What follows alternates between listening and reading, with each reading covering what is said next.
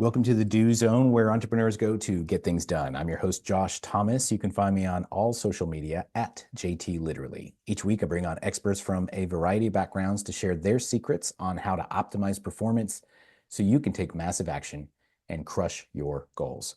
The Do Zone is sponsored by Fast Track Funnels, the new way to bring in consistent daily sales for your business in 2025 without cold outreach or burning cash on ads. We use this method with a brand new business to generate more than $100,000 cash collected in less than 30 days. Download the free step-by-step blueprint that shows exactly how we did it at getconversions.net.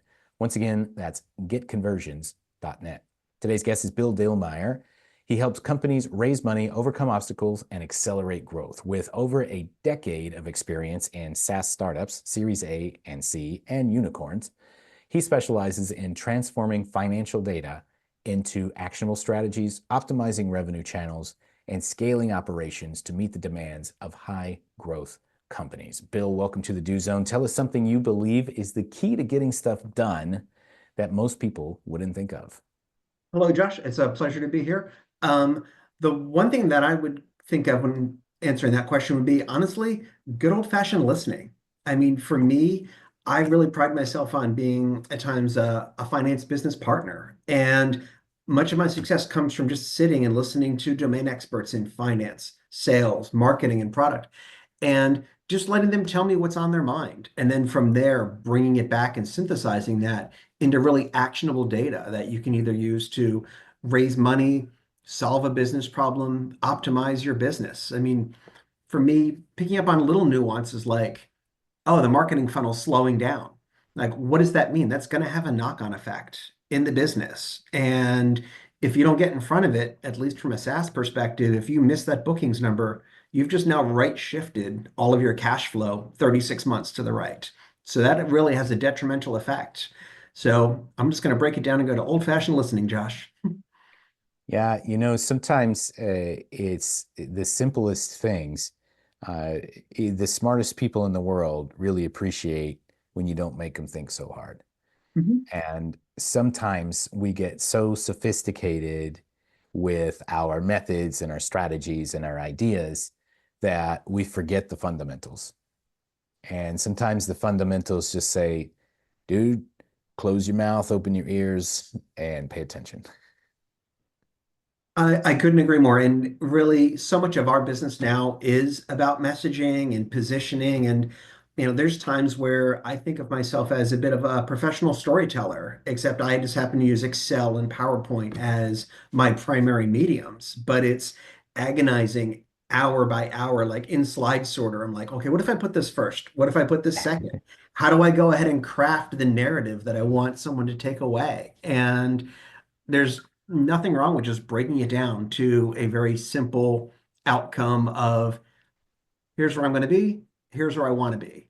But I mean, if you want, I'll actually give you my best practice on storytelling. Yeah, well, I definitely want to hear that, but I got caught off guard by like a finance guy saying, I am a storyteller, but I tell my stories through spreadsheets and PowerPoint. And it was like, that's the craziest thing that I've heard in a while, but like it immediately made sense at the same time. It's like I'd never thought about that before, so I think that's really cool. Yeah, and actually, I look at every slide not really as a slide, it's a storyboard. Like I put on my creative hat and really start to kind of channel, what it would be like to be in advertising. Like I really admire like the guys at Liquid Death and how they go ahead and position their product and tell the story and create just amazing content. But as a finance guy, yeah, if you want to raise money, if you want to go ahead and get the board on to your next idea and be a believer, you definitely have to be crafting some story, and it's going to have some financials. It's going to have some call to actions as you would in a marketing campaign. And it's really that same type of medium and thought process. Like, what's my hook? How do I go ahead and show my value and go ahead and get people to commit? What would you say, as somebody who has worked with huge corporations and startups, funded startups and probably the bootstrap startups too. What would you say is the big difference in the lessons that you learn, like from a startup that could transfer to a large company and vice versa? Oh, that's a great question. From a startup to a large corporation, I would definitely say be nimble. Like it doesn't need to be a full blown project to be able to go ahead and deliver. Take an idea, figure out the fewest number of steps required to go ahead and execute it. I think it was, Jeff Bezos back in the early days of Amazon. He would actually hold meetings, and the number of people invited was the number of slices in a pizza, because that's how many people you needed to be in the room to get from ideation to execution. So, how do you go ahead and clear cut that process? Yeah, Is one because way. because when we grow, sometimes it creates a little bit of a personnel bloat, if you will. We Yeah. oh, I need Sally in HR to do this one thing, and then oh, I need this, and we kind of like Frankenstein it, and it gets really inefficient really fast. Exactly. The more layers of bureaucracy, the more layers of management that you put in, the harder it is to get to yes. There's too many people, I think we've all been there, who are maybe protecting their ego, who don't want to take that chance, or people who find it easier to say no rather than say yes to an idea. Hmm. And to your point about what could startups learn from corporations, I think startups could learn that for me, customer research is king. And there are so many startups that actually kind of go in the opposite direction. They'll build something and then say, "Oh, this is what my consumer wants," without doing any research. Yeah, thankfully now you're seeing an emergence of like PLG, product-led growth, to go ahead and get in front of that. But for the longest time, a lot of the startups that had worked with were in this if we build it, they will come type of mindset. And it does not work. It does not scale because you're just a bunch of guys in a room thinking that you've got everything figured out. It's interesting that you said that, and then you mentioned Jeff Bezos because I actually saw an interview clip uh, just yesterday that was interviewing a Jeff Bezos who still had hair. So this was like pre 2000. Oh Uh, yeah. and the interview, they had to ask him who he was. And like this was bet before you knew who he was. Hmm. And they said, why did you pick books? And his answer was, I picked books. The reason he was working in finance and he saw that internet usage had grown by like 5,000% in the last year and a half. And he went to look into it and thought, well, I could sell just about anything on the internet, but what's the best first thing to sell? And the Hmm. best first thing to sell was books because there at any given time were over 2 million different books in all the different languages in print actively all the time. So there was so many different products that a lot of people could buy them. And that's why it wasn't random. He chose books because it was one of the easiest things to sell in mass on the internet because there was always so many of them. Right. And so if he'd have gone on and sold some other random device or food or something first, then there's a good chance it could have failed because it wouldn't have supported that kind of network effect and kind of gaining critical mass.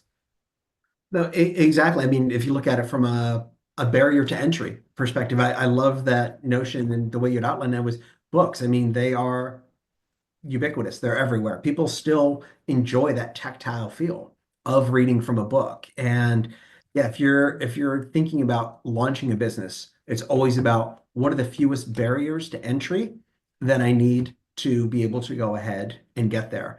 Like look at the emergence of knowledge workers in shall we say like being a fractional leader. It's very easy to take 10 years of experience and then now call yourself a fractional leader because you've got all of this thought leadership in your head. You can quickly go out and try to cultivate a market, build followers, and you're not trying to go ahead and create a heady service. You're not trying to build the next great AI. You're just simply out there using what you've learned over the years to to be able to try to go ahead and create a monetization stream. Hmm. And so you said earlier about telling stories with spreadsheets, which I Mhm. still love, by the way. Like I'll never forget that.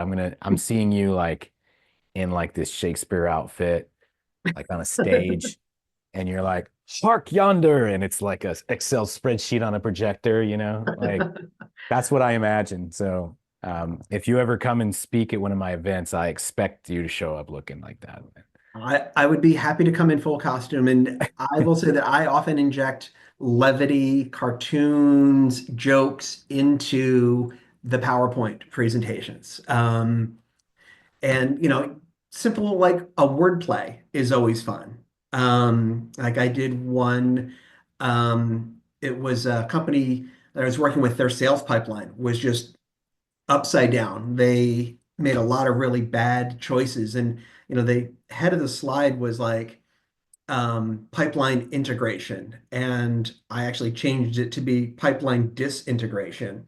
And it really, helped set the stage for what was going on in the room. And only a couple of people picked up on it at the time, but they're like, oh yeah, the Yeah. clever Slow finance guy. burn. Yeah. Low And burn, so exactly. and so for those of us who don't enjoy spreadsheets, if you were to boil it all down Mhm. and choose one metric, there's like one main metric that we Mhm. really, really need to keep our finger on the pulse of. What would it be? Oh, cash. It's every day, it's cash.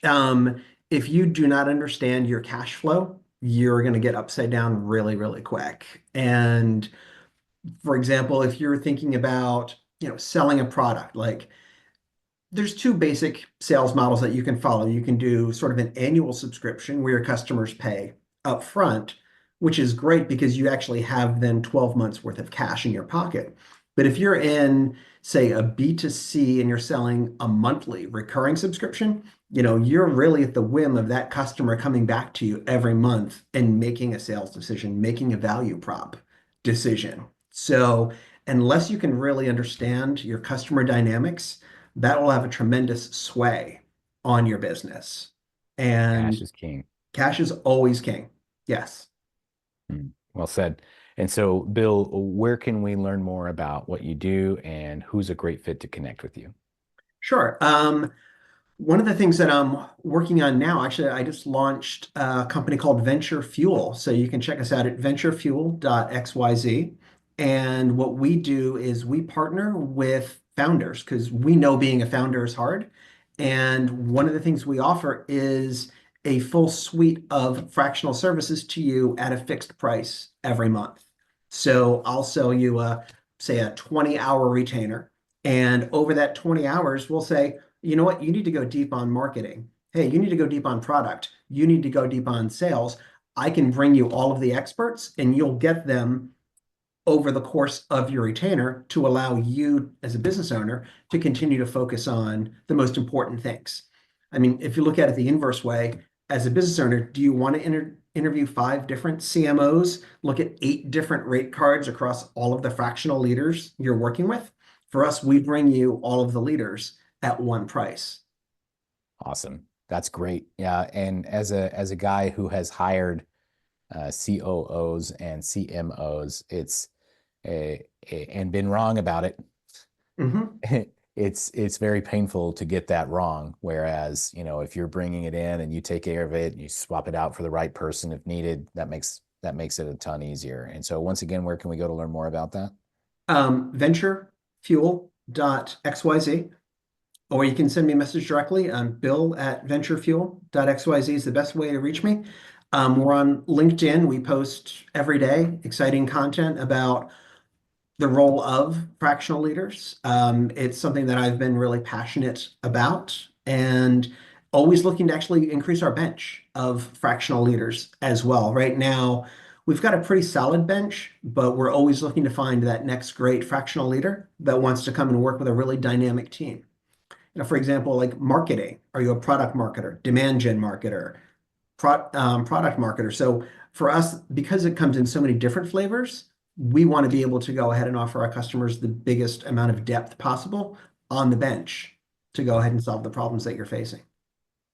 Excellent. Well, hey, we're going to wrap from here. Thanks so much to our guest, Bill Dillmeier, for coming on and sharing a little bit of wisdom about how he gets stuff done. For those of you who are considering a fractional C-suite and packaging it all together under one roof, you can learn more at venturefuel.xyz. And whether you're on your morning commute, in the gym, or somewhere out in the field, snap a selfie, tag me at JT Literally. Show me what you do while you're in the do zone. And one more time, if you want daily sales and a full calendar of prospects who want what you have, download the Fast Track Funnels Blueprint for free at getconversions.net. That's it. Let's get to work. Hey, thanks for listening to the Do Zone podcast. If you're running a service-based business that's looking to grow this year, let's talk about how we can slingshot you into momentum with a quick injection of cash and sales. Our clients typically see results in as little as 7 days. To learn more about what we do, you could go to factor1.io. Once again, that's factor1.io. We'll see you next time.